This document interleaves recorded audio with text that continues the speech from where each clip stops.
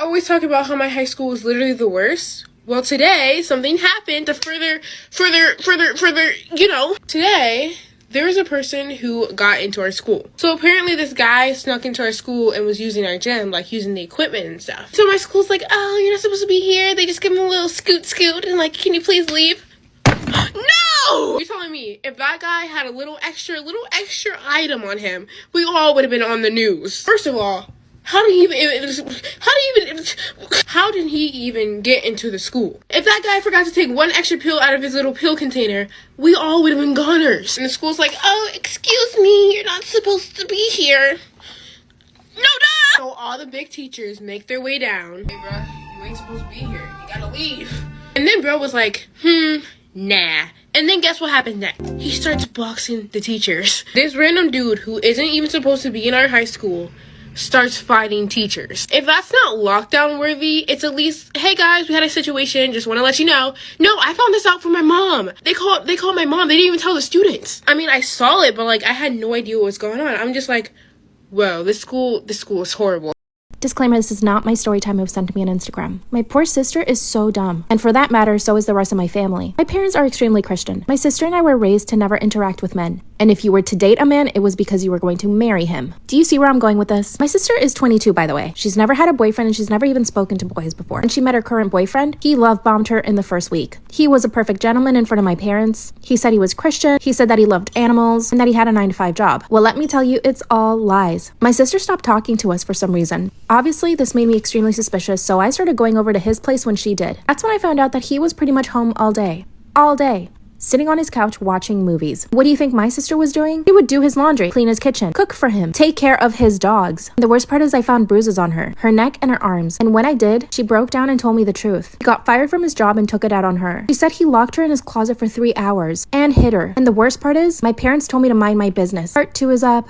Disclaimer, this is not my story time. When I told my parents that my sister had bruises on her neck and her arms, they told me to stay out of it. Essentially, I needed to mind my own business. I could not believe the words that were coming out of my father's mouth. When I looked at my mother, she had tears in her eyes. And that's when I asked them both, as your daughters, do you think that we deserve to get abused? And of course, they said no. This is when my sister's boyfriend started insisting that she move in with him. I did my hardest to convince her not to. Short of tying her and keeping her in our house, there was nothing I could do. That's when I see my sister walking out of my house with her bags. Can you guys put yourself in my shoes? I was trembling with anger. I went to her and I got down on my knees and begged her not to leave, but she still walked out with tears in her eyes. I could tell she didn't want to move out. I didn't see my sister for another 2 weeks. She finally came over, and when she did, I interrogated her and literally recorded it. She told me that he wasn't abusing her as badly. He was only checking her phone and only letting her eat at certain times of the day, but at least he wasn't hitting her. And she told me the worst news of all. Proposed, pressured her into saying yes. My parents were happy. Part 3 is up. Disclaimer, this is not my story time. Not only is my sister now engaged, my parents are happy about it. My parents know that they've already done it, so essentially, she has to marry him. At first, I thought the same, but the more I think about it, just because my sister did it with this man, why does she have to marry him? There's no justification for it. I had to do something about it. I was at my wit's end. Picture this happening to your sister. What would you do? I found his mother on Facebook and went to visit her with my mom. I needed my mom to join me on this. The fact that she would just cry about it and not do anything pissed me off more than anything in my life. We showed up under the pretext that we wanted to have lunch with her. And to my surprise, his family is extremely wealthy. They lived in a great neighborhood, and their house was the biggest on the block. And she also had an amazing spread for us, with caviar and champagne. My mom and I were stunned. I mean, her son doesn't look like the type to come from a rich family. His mom told us all the tea. She hadn't spoken to him in over 3 years. He had slapped her before, and they stopped giving him money. So all the times that he said he was employed, it was his parents giving him money. His mom told us that we needed to get my sister away from him. And that's what we did. Part 4 is up. Once I found out from his own mother that he had abused her, my mom and I knew that we needed to get her away from him. We went straight to their apartment, and at first we could hear him telling my sister not to open the door. After 10 minutes of my mother and I begging, my sister finally opens the door. All I did was grab her and pull her out the door. When her boyfriend came at me, I punched him as hard as I could, and he didn't come after us. A few days later, his own mother sent my sister $20,000 to cover the cost of the lawyers. My sister got a restraining order. My mom kicked my dad out of the house, and the 3 of us live in peace now. I'm taking them to Europe for the summer. Would you have done the same?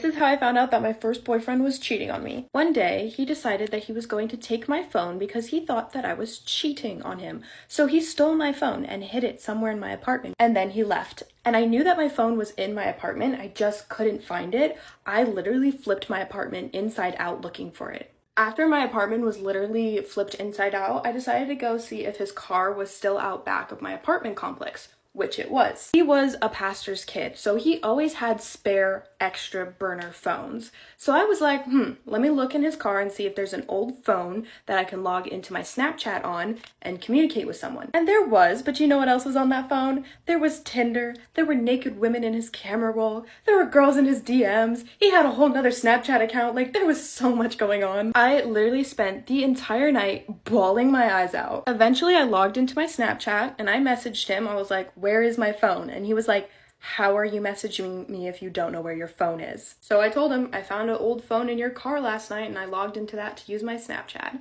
And he was like, can you come pick me up right now? And so I drove across town to pick him up. And we got back to my apartment complex. I told him to pack all of his stuff and to leave, and that I never wanted to see him again because he was cheating on me and I caught him. He did not take it very well. He ended up tackling me to the floor, stole my phone, stole my car keys, and then chased me down the hall with a knife. Get ready with me while I tell you guys the most humbling experiences I've ever had. So this particular story literally haunts me at night.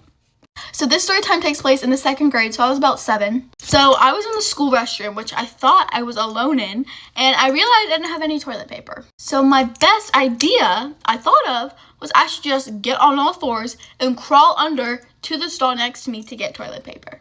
I have no idea what I was thinking because that is like clinically insane, but I did it anyways. So imagine 7-year-old me on the bathroom floor, on all fours, only crawling to the stall next to me. And so as I am literally crawling into the stall next to me, I look up and there's a person there. Now the most embarrassing part is I looked back up at her and I was like, can I get toilet paper? What was wrong with me? And this girl, she was in the 5th grade, which means she was like the school leader, so she was like super cool. And I probably just traumatized her for life. And now every time I try to sleep, I just see her facial expression, her reaction when she saw me crawling under her stall. Now, in this story time, I was in the 4th grade and I woke up really late one day. And now, since I woke up really late, I did not have time to brush my hair. So when I pulled up to school, my hair was in like this giant rat's nest. And when I was younger, I used to have the biggest OCD about having tangled hair because my hair was like almost to my hip. And so when I got to school, I went to the bathroom to brush my hair out with my fingers. Which, if you have ever tried to brush your hair out with your fingers, you kind of know how that ends. Anyway, so I went to the bathroom and started combing my hair with my fingers, and tons of my hair kept on falling out. And so by the time I was done combing my hair was all over the bathroom and it looked like a literal crime scene. And I remember after I was finished, I just went back to my classroom acting like nothing happened until this girl in my class ran in and was like, oh my god, there's hair all over the bathroom, it's so gross. And so they got all the teachers to go to the bathroom and figure out what happened. It was so bad, and teachers actually thought like something like really bad happened in there. But it turns out it was just 11-year-old me trying to brush my hair with my fingers. Now this memory particularly haunts me is because the teachers found out that it was me who like combed their hair in the bathroom with my fingers, and they made me go to counseling. Like they made me go to the guidance counselor because I thought I was like having a mental breakdown or something. I probably honestly was, but still. But it was the most embarrassing thing ever because I was singled out by all the teachers and sent to the guidance counselor's office. And back in the day, that was like super embarrassing.